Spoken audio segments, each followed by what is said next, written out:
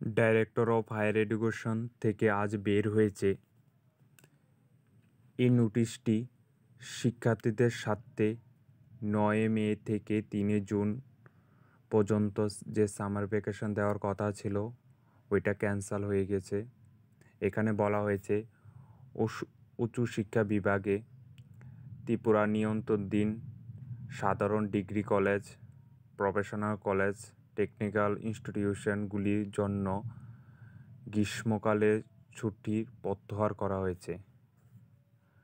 আসন্ন সেমিস্টার পরীক্ষার সিলেবাস শেষ করার জন্য ক্লাস পরিচালনার জন্য এই সময়ের মধ্যে কলেজগুলি খোলা থাকবে, কিন্তু কলেজে কর্মরত ফ্যাকাল্টির সদস্য এবং যেসব কর্মীরা রয়েছে তাদের ২৬ দিনের যে ছুটি অর্জিত তারা পাবেন। যেহেতু কলেজ খোলা থাকবে এবং তার উপরে উল্লেখিত গ্রীষ্মকালের ছুটির সময় ক্লাস পরিচালনা করা হবে, এটি শুধুমাত্র এই শিক্ষাবর্ষের জন্য প্রযোজ্য হবে।